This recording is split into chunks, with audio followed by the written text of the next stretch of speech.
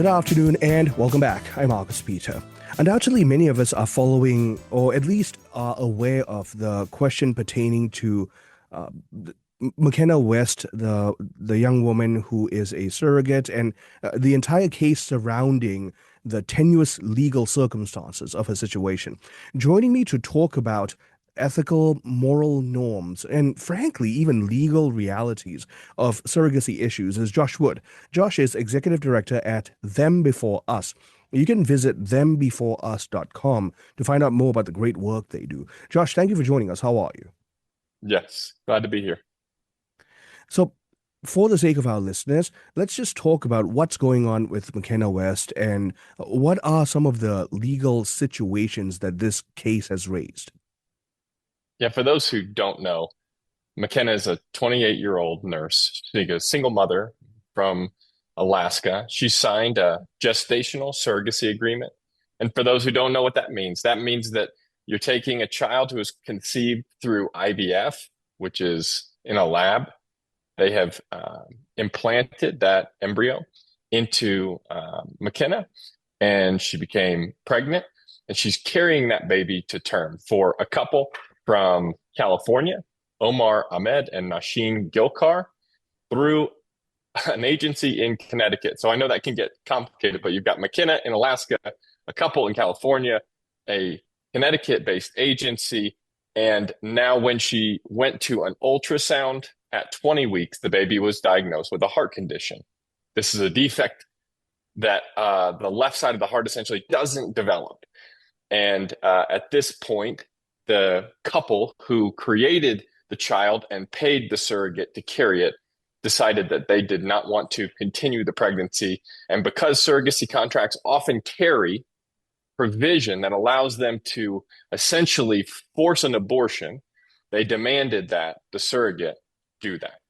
Now, what was McKenna's response that created this kind of legal cascade? So again, the Alaskan surrogate, the California couple, the Connecticut agency, McKenna goes from Alaska to Dallas. So the baby could be born near one of the hospitals that has a really good track record with this surgery, because she's thinking, we're going to have this baby. So she essentially says, I will not do this, even in the case of this abnormality. It can be fixed. The Texas Attorney General intervened, basically saying the Texas hospital will, no matter what the contract says, provide life-saving care for this child. So there's a court order right now that currently bars McKenna from any contact with the baby and any medical decisions. But again, the Texas AG has mandated that the hospital has to provide this surgery, which I believe just occurred yesterday.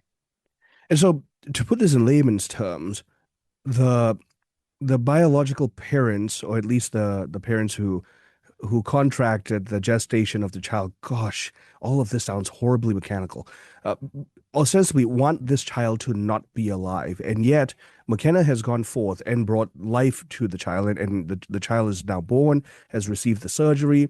And so with the legal protection of the Texas AG, we've got now the circumstances for life-saving care of the child, but the legal case against McKenna is ongoing.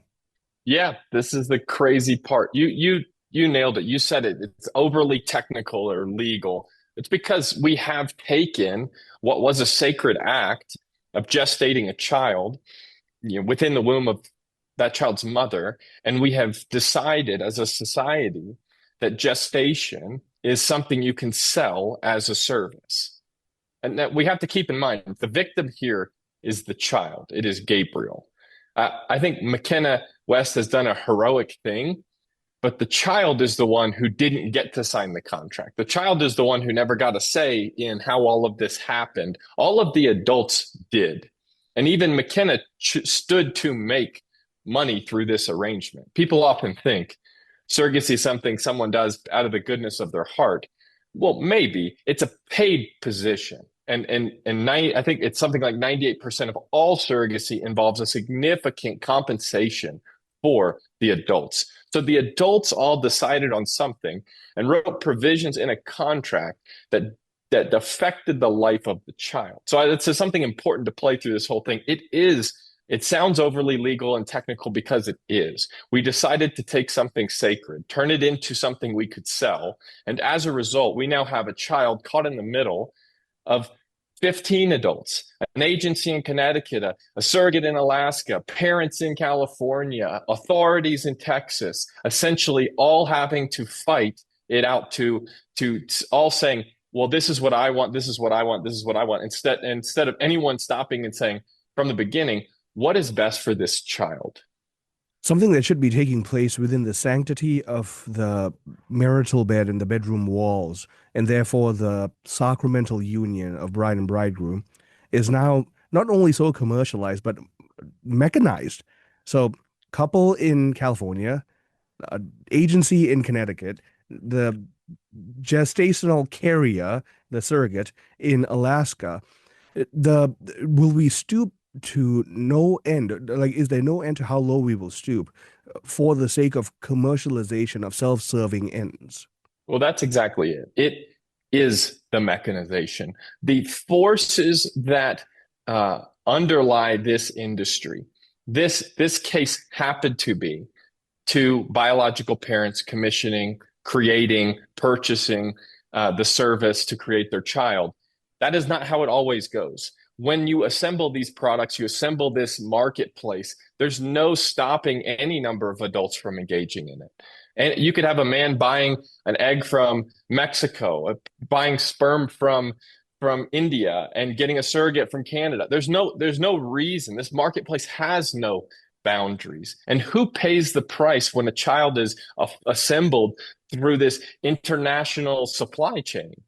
The child does, because he was commodified. And in this case, we see that. And what we have to get back to is being more concerned about the rights of a child to their mother and father than to protect the feelings of all the adults involved. When they demand something or they feel entitled to do something, we have to get back to, well, what is the child owed? And answering this fundamental question, when a child comes into the world, do they belong with two people? Do they belong with a specific two people, their mother and father? Or are they just an asset? Talk about mechanization. Are they just an asset assembled by adults belonging nowhere in the world that can be distributed wherever the adults say? That's our question to answer. And so at Them Before Us, as you're navigating this issue amongst others, we've got about a minute left in this segment, Josh. I want to ask you to just share with us the great work that you're doing at Them Before Us, but also by virtue of that, I want to invite you to speak to what we can do to think rightly and maybe even help with this situation with McKenna West. Well, the first thing we have to do is wake people up to what's happening. We are fundamentally redefining what it means to be a child. A child used to be defined as belonging with their mother and father from day one, in a union with them as a product of their creation. All of that is going out the window in culture today. So we have to wake up to the fact that that's being redefined. And that is our work at Them Before Us. We do it with legislators, church leaders, and everyday parents to say protecting the right of the child is a civilizational question and it's a matter of justice. And we have to protect it at all costs. For those interested in finding out more about your work and how they can get involved, how can they reach out? You can go to thembeforeus.com. We publish resources and we publish the stories of kids. Don't take our word for it. The stories of kids who grow up in these arrangements and feel commodified, feel like they've been bought and sold like a product. You can read those and share them. And again, we need to begin to change the hearts and minds of the people around us if we're going to reject these practices that commodify children. Josh, it's been a real joy speaking with you, and I look forward to future conversations on cases like these and others. And hopefully, the mission of organizations like Them Before Us will come to fruition, which is that a cessation will be to all these things that violate the sanctity of marriage and the family. Thank you for your time, Josh. Yes, thank you for covering it. My guest has been Josh Wood. He is the executive director at Them Before Us, and we've been talking about the entire situation pertaining to McKenna West, a young woman who is a surrogate out of Alaska, who is now being, well, she was initially forced to terminate her child and is now being tried legally because she refused to. And what a tangled web we weave, as my friend says, when we try to artificially conceive.